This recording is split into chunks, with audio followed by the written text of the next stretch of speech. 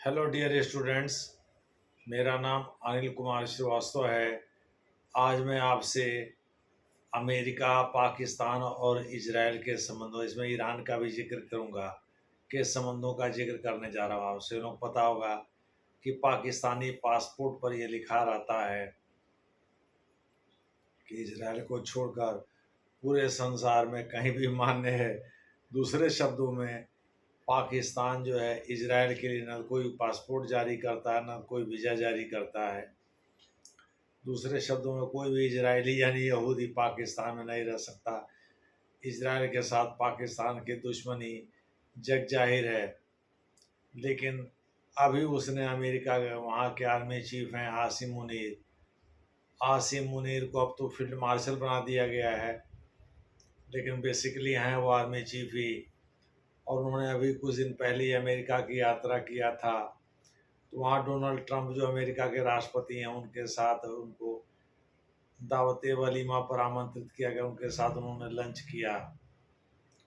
कहा जा रहा है कि भाई ऐसा पहली बार हुआ है कि व्हाइट हाउस में किसी मिलिट्री ऑफिसर को वहाँ के राष्ट्रपति के साथ लंच करने का मौका दिया गया हो।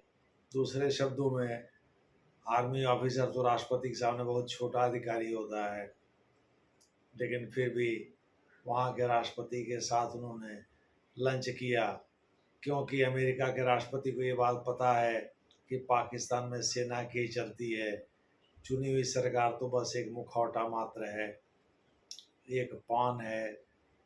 वास्तव में जो कुछ भी वहाँ करता है आर्मी चीफ ही करता है। वहाँ नेवल चीफ और एयरफोर्स चीफ का भी कोई मतलब नहीं है। जो भी पावर है, जो भी सत्ता है वहाँ, वो आर्मी चीफ के हाथ में होती है। आर्मी चीफ जो चाहता है वही करता है। चूँकि उस समय ईरान के विरुद्ध वो रणनीति बनाने में लगे हुए थे इजराइल के साथ, इसीलिए उन्होंने, लगता है, आसिम मुनीर को पुचकारा, अपने साथ दावत करा के उनको अलग थलग किया।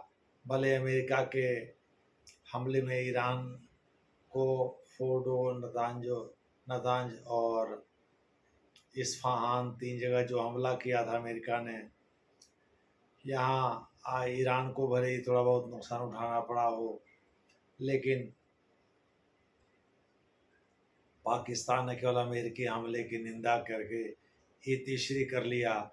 ईरान के साथ खड़ा कोई भी मुस्लिम देश नहीं हुआ, जबकि अमेरिका के GBU-57, जिसको कि हम लोग बंकर बस्टर भी कहते हैं, उससे उन्होंने हमला करके और ईरान में इन 3 जगहों पर यूरेनियम एनरिचमेंट प्रोग्राम को, जो उनका दावा है, हाल्ट कर दिया।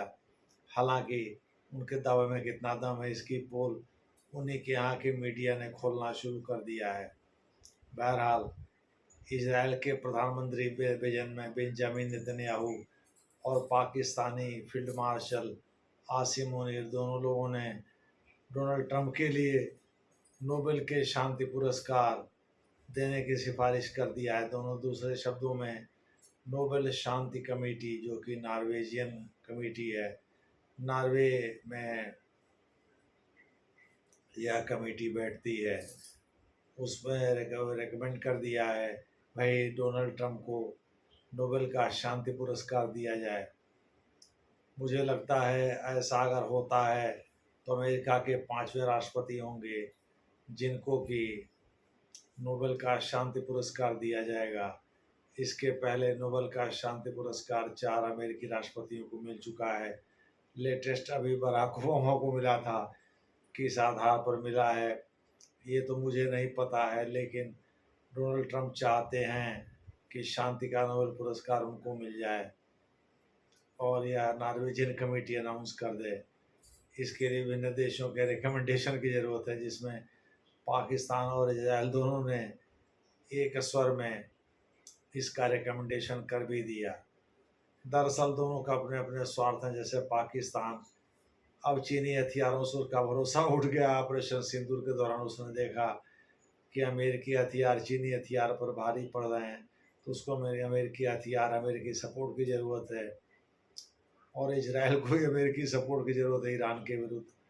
तो दोनों का स्वार्थ अपने अपने जगह पर है। दोनों को अमेरिका के समर्थन की ज़रूरत है। एक को अमेरिकी हथियार की ज़रूरत है, एक को अमेरिका के पूरे खुला समर्थन की ज़रूरत है।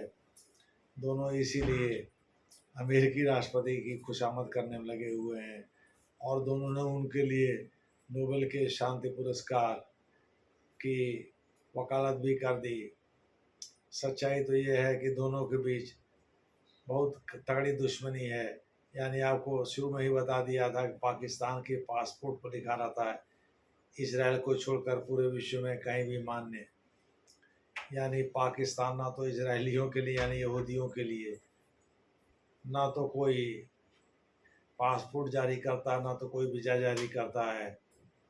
इसका सीधा मतलब है कि इजराइल और पाकिस्तान अगर एक पेज पर दिखते हैं, एक ही साइड में दिखते हैं, तो दोनों अपने अलग अलग अपने अपने तरीके से अमेरिका से स्वार्थ को पूरा करना चाहते हैं। इसे डोनाल्ड ट्रंप जितनी जल्दी समझ जाएं उतना ही अच्छा। बहरहाल भारत का इजराइल तो दोस्त ही है। नरेंद्र मोदी से बेंजामिन नेतन्याहू की पड़ती भी है। दोनों को माना जाता है कि भाई दोनों एंटी मुस्लिम हैं। अब देखना है दोनों के बीच जो है ये जो रिश्ता है वो किस मुकाम तक पहुंचता है और अमेरिकी राष्ट्रपति इसमें क्या भूमिका निभाते हैं। जैसा होगा वैसा आपको आगे बताया जाएगा। धन्यवाद।